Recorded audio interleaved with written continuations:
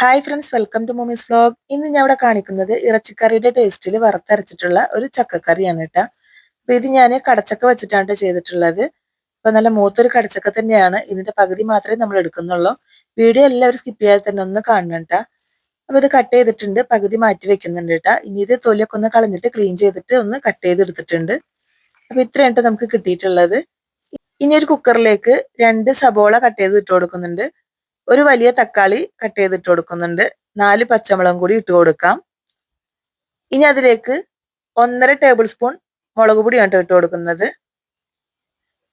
പിന്നെ 2.5 table spoon മല്ലിപ്പൊടി ഇട്ട് കൊടുക്കുന്നുണ്ട്. ഒരു 1/4 ടേബിൾ സ്പൂൺ മഞ്ഞൾപ്പൊടിയും കൂടി ഇട്ട് കൊടുക്കാം. ആവശ്യത്തിനുള്ള ഉപ്പും കൂടി ഇട്ട് കൊടുക്കാം. എന്നിട്ട് അതിലേക്ക് 2 കപ്പ് വെള്ളം ഞാൻ ഒഴിച്ചു കൊടുക്കുന്നുണ്ട്. 2 കപ്പ് വെള്ളം ഒഴിച്ചിട്ട് അതൊന്ന് വേവിച്ചെടുക്കണം. ഞാനിവിടെ ഒരു 3 വിസിലടിച്ചതൊന്ന് വേവിച്ചെടുക്കുന്നുണ്ട്. കടച്ചക്കക്ക് വേവ് കുറവാണ് കേട്ടോ. അതല്ലെങ്കിൽ നമുക്ക് മൺകലത്തിൽ നമുക്ക് ഇതെല്ലാം കൂടി ഒരുമിച്ചിട്ടിട്ട് വേവിച്ചെടുക്കാവുന്നതാണ് കേട്ടോ. അപ്പൊ ഞാനിപ്പോ പെട്ടെന്നാവാൻ വേണ്ടി കുക്കറിലാണ് ചെയ്തെടുക്കുന്നത്. അപ്പോഴേക്കും നമുക്ക് ഇതിലേക്ക് വേണ്ട ഒരു അരപ്പ് തയ്യാറാക്കണം. ഇത് വറുത്ത് പൊടിച്ച് വെച്ചിട്ടുള്ള തേങ്ങയാണ്. ഇതിന്റെ ഒരു വീഡിയോ ഞാൻ കഴിഞ്ഞ ദിവസം ഇട്ടിട്ടുണ്ടായിരുന്നു. അപ്പൊ ഇതെങ്ങനെയാണ് ഫ്രീസറിൽ സൂക്ഷിക്കാന്നുള്ളതാണ് ഞാൻ ഇട്ടിട്ടുണ്ടായിരുന്നത്. അപ്പൊ കാണാത്തവരുണ്ടെങ്കിൽ ഒന്ന് പോയി കണ്ടാൽ മതി കേട്ടോ. ലിങ്ക് ഞാൻ താഴെ ഡിസ്ക്രിപ്ഷനിൽ ഇട്ടേക്കാം. ഇതിപ്പോ 1 കപ്പോളം ഉണ്ട് കേട്ടോ ഈ ഒരു തേങ്ങ വറുത്ത് പൊടിച്ചത്. ഇനി ഇതൊന്ന് അരപ്പാക്കി എടുക്കണം നമുക്ക്. മിക്സിയുടെ ജാറിൽ ഇട്ടിട്ട് 1/2 കപ്പ് വെള്ളം ഒഴിച്ചിട്ട് ഒന്ന് അരപ്പാക്കി എടുക്കാം. ഞാനിവിടെ മിക്സിയുടെ ജാറിൽ ഇട്ട് കൊടുത്തിട്ടുണ്ട്. അപ്പോഴേക്കും നമ്മുടെ ഉള്ളിയൊക്കെ ഇവിടെ വെന്ത് വന്നിട്ടുണ്ട് കേട്ടോ. ഉള്ളിയും തക്കാളിയൊക്കെ വെന്ത് വന്നിട്ടുണ്ട്. അതിലേക്ക് നമ്മൾ കട്ട് ചെയ്ത് വെച്ചിട്ടുള്ള ആ ഒരു കടച്ചക്കും കൂടി ഇട്ട് കൊടുക്കാം. നന്നായിട്ടൊന്ന് മിക്സ് ചെയ്തതിന് ശേഷം മൂടി വെച്ചിട്ട് ഒരു വിസിലും കൂടി അടുപ്പിക്കുന്നുണ്ട് കേട്ടോ. ഇത് കുക്കറിലാണ് ഇട്ടിട്ട് വേവിച്ചെടുക്കണം നിർബന്ധമില്ല കേട്ടാ. ഇത് നമ്മൾ വെറുതെ വെച്ച് കൊടുത്താലും അത് പെട്ടെന്ന് തന്നെ വെന്ത് കിട്ടുന്നതാണ്. ഞാൻ പെട്ടെന്നായി കിട്ടാനാണ് ഇങ്ങനെ ചെയ്തിട്ടുള്ളത്. അപ്പൊ നല്ല പോലെ തന്നെ വെന്തിട്ടുണ്ട്. ഞാനിത് വേറൊരു പാത്രത്തിലേക്ക് മാറ്റി കൊടുക്കുന്നുണ്ട്. കുക്കറിലാവുമ്പോൾ നമ്മൾ ഇളക്കുമ്പോഴൊക്കെ പെട്ടെന്ന് ഉടഞ്ഞു പോകും. അതുകൊണ്ടാണ് ഞാൻ വേറൊരു പാത്രത്തിലേക്ക് മാറ്റി കൊടുത്തത് കേട്ടാ. ഇനി ഇതിലേക്ക് 1/4 കപ്പിന് താഴെ പുളി പിഴിഞ്ഞത് ഒഴിച്ചു കൊടുക്കുന്നുണ്ട്. പുളി വേണമെന്ന് നിർബന്ധമില്ല കേട്ടോ. പക്ഷെ ചെറിയൊരു പുളി രസം ഉണ്ടാവുമ്പോൾ ഒരു നല്ല ടേസ്റ്റ് ആണ് കേട്ടത്. എല്ലാം കൂടി ഒന്ന് ഇളക്കി കൊടുക്കുന്നുണ്ട്. ഇനി അതിലേക്ക് നമ്മൾ അരപ്പ് തയ്യാറാക്കിയിട്ടുണ്ടായിരുന്നു. 1/2 കപ്പ് വെള്ളം ഒഴിച്ചിട്ട് ഞാൻ അരപ്പ് തയ്യാറാക്കിയിട്ടുണ്ടായിരുന്നു. അപ്പൊ നല്ല കട്ടിക്ക് തന്നെയാണ് അരച്ചെടുത്തിട്ടുള്ളത്.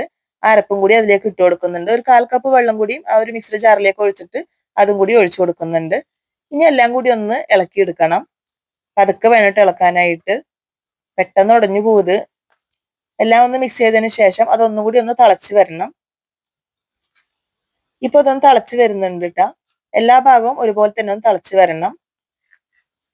ഇതുപോലെ തിളച്ച് വന്നാൽ നമുക്ക് ഫ്ലെയിം ഓഫ് ചെയ്ത് കൊടുക്കാം. അപ്പൊ ഈ ഒരു സമയം എന്റെ വീഡിയോ കണ്ടോണ്ടിരിക്കുമ്പോൾ ഇഷ്ടമായാൽ പ്ലീസ് ആ ലൈക്ക് ബട്ടൺ ഒന്ന് ക്ലിക്ക് ചെയ്യണം കേട്ടോ. നിങ്ങളുടെ അഭിപ്രായങ്ങളൊക്കെ കമന്റ് ബോക്സിൽ അറിയിക്കണം.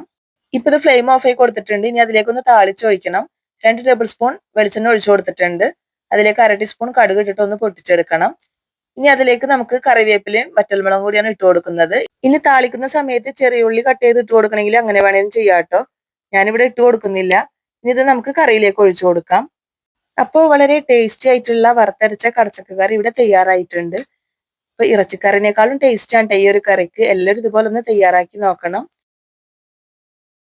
വറുത്തരച്ച കടച്ചക്ക കറി എല്ലാവർക്കും ഇഷ്ടമായാൽ ലൈക്ക് ചെയ്യാനും ഷെയർ ചെയ്യാനും സബ്സ്ക്രൈബ് ചെയ്യാനൊന്നും ആരും മറക്കരുതേ. നിങ്ങളുടെ അഭിപ്രായങ്ങളൊക്കെ കമന്റ് ബോക്സിൽ അറിയിക്കണം. ഹൈപ്പ് എന്നുള്ളൊരു ഓപ്ഷൻ കൂടി ഉണ്ട്, അതും കൂടി ക്ലിക്ക് ചെയ്യണേ. പിന്നെ എന്റെ വീഡിയോ ആദ്യമായിട്ട് കാണുന്നവരുണ്ടെങ്കിൽ പ്ലീസ് ഒന്ന് സബ്സ്ക്രൈബ് ചെയ്ത് സപ്പോർട്ട് ചെയ്യണം കേട്ടോ.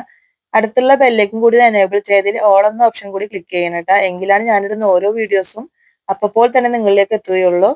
നല്ലൊരു വീഡിയോ ആയിട്ട് നമുക്ക് വീണ്ടും കാണാം. താങ്ക്